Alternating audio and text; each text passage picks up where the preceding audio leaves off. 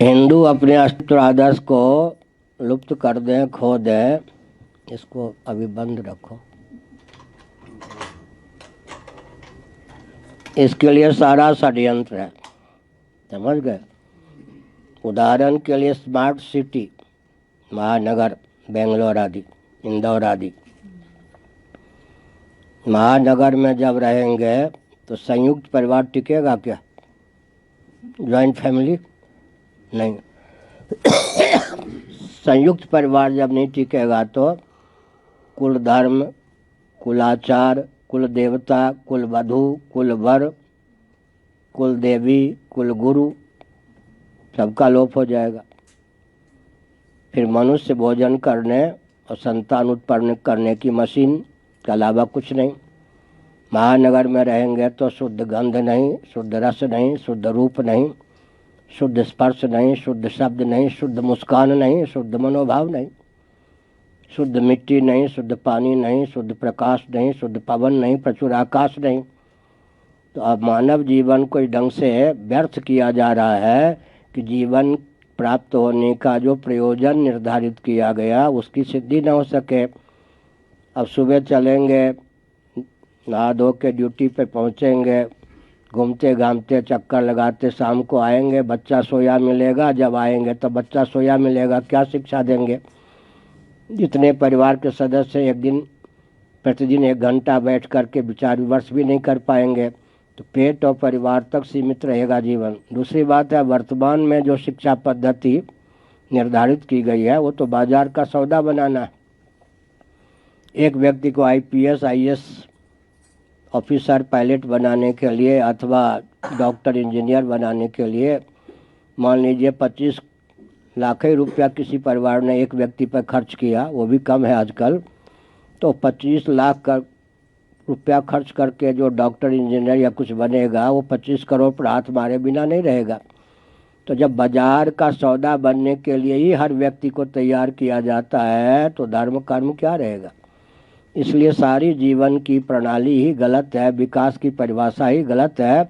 सनातन सिद्धांत के अनुसार विकास को परिभाषित क्रियान्वित करने का प्रकल्प हो, फिर भी कम से कम जितने व्यक्ति परिवार में रोज हैं उपस्थित हैं, जिस दिन बन सके तो 1 घंटा आपस में, नहीं तो आध घंटा समय निकाल कर बैठिए, कम से कम 5 मिनट भगवान का स्मरण कीजिए, हनुमान चालीसा का ही मान लो पाठ कीजिए, एक दूसरे को कुशल पूछिए, और अब कोई भूल हो गई हो तो बेखटके स्वीकार कर लीजिए, कोई भ्रम पल रहा हो तो दूर कर दीजिए, मर्यादा की सीमा में निभाना सीखिए। और the child father of the man, हमने ये 8वीं कक्षा में पढ़ा था। माता पिता गुमराह होते हैं, वो समझते हैं कि अभी बच्चा कुछ नहीं सीख रहा है, उनकी हरकत से ही बच्चे सब कुछ सीख जाते हैं, अच्छे या बुरे संस्कार वहीं पे पड़ जाते हैं। इसलिए स्वयं माता पिता को बहुत बढ़िया, मैं नैमिषारण्य में रह रहा था, एक पीएससी होते, वहाँ जवान होते थे पहले, पीएससी का एक बिहार के क्षत्रिय कुल का व्यक्ति आया। उसने कहा, महाराज मैं युवक हूँ और मैं बहुत ऊंचे नियामक पद पर हूँ, हंसने का, विनोद करने का मेरा भी मन करता है, लेकिन मैं गलत मुस्कुरा दूँ तो आज्ञा नहीं दे सकता, तो मुझको स्वयं ही बहुत संयत रहना पड़ता है, तब हम दूसरों पर अनुशासन कर पाते हैं। हमारे यहाँ तो एक मैं उदाहरण देता हूँ, जंग आदि कालुष्य दोषों से विनिर्मुक्त लोहा को गुरुत्वयुक्त चुंबक का सानिध्य प्राप्त हो जाए तो वो लोहा सर्वतोभावेन चुंबक की ओर समाकृष्ट होता है। इसी प्रकार जो जीव आकाश गंगा में, आकाश मंडल में, वायुमंडल में घूम रहे हैं, एक से एक योगा भ्रष्ट भी हैं, भोगा भ्रष्ट भी हैं, एक से एक सदाचारी जीव भी रहे हैं, दुराचारी भी जीव हैं। उनमें से किसको लाला बेटा, किसको लाली बनाने की क्षमता है, पिता में माता में? मनुष्यों की गाथा यह है कि जीव पहले पिता के घर में आता है फिर माता के घर में। बात स्पष्ट है, या पहले पिता के घर में आवेगा फिर माता के घर में, माता के घर से बाहर आएगा। तो जिस कैपेसिटी, क्षमता से संपन्न माता पिता होते हैं, उसी प्रकार के जीव को कर्षित करके लाला या लाली बनाने की उनमें क्षमता होती है। सनातन धर्मियों में इतनी क्षमता थी सदगृहस्थों में, वो चाहे तो जगत जननी को जन्म दे सकती हैं, लाली बना सकती हैं, जगत पिता जगदीश्वर को लाला बना सकते हैं, पुत्र बना सकते हैं। भगवान शंकराचार्य, श्री रामानुजाचार्य, श्री मध्वाचार्य, श्री निम्बार्काचार्य आदि महापुरुषों को जन्म दे सकते हैं। तो पहले जो व्यवस्था थी कि उत्तम से उत्तम जीव बन सके तो साक्षात जगदीश्वरी, साक्षात जगदीश्वर को कर्षित करके लाला लाली बनाओ, वो सब तो अब प्रकल्प है नहीं। गर्भाधान संस्कार की भी बृहदारण्यक उपनिषद आदि में उस ढंग से व्यवस्था है, उत्तम से उत्तम जीव को व्यक्ति संतान का रूप दे सके। उसके बाद गर्भ में आ गया, मान लो पिता के गर्भ से जीव आ गया माँ के गर्भ में, माँ कम से कम मर्त्यलोक में मनुष्य कुल में 9 महीने गर्भ धारण करती है। उस समय उसको विष्णु सहस्त्रनाम आदि का पाठ सुनाया जाए, सौंदर्य लहरी आदि का, तो वो बच्चा जो गर्भगत होता है उससे बहुत विकसित होता है। माँ के गर्भ में थे ना अभिमन्यु, सुभद्रा जी को एक क्षत्रिय वीर कैसे चक्रव्यूह में प्रविष्ट करता है, यहाँ तक कि गाथा सुना दी। गर्भगत जो शिशु था कौन, अभिमन्यु, उसने इतनी शिक्षा प्राप्त कर ली। इसके बाद घूमते हुए अर्जुन चक्रव्यूह का भेदन करके कैसे वीर बाहर आता है, ये सुना रहे थे। सुभद्रा जी को नींद आ गई। माँ को नींद आ जाने से गर्भगत जो नाभिमंडल है उसी से संबद्ध होता है बच्चा, वो बच्चा भी सो जाता है। बच्चा भी सो गया। फिर उसके बाद अभिमन्यु का जन्म हुआ। पांडव राख छानते रहे, जगह जगह भटकते रहे। ननिहाल में पले कौन, अभिमन्यु। बलराम जी से गदा युद्ध इत्यादि का प्रशिक्षण प्राप्त किया, लेकिन चक्रव्यूह को भेदन करके निकलने का प्रशिक्षण कहीं नहीं मिला।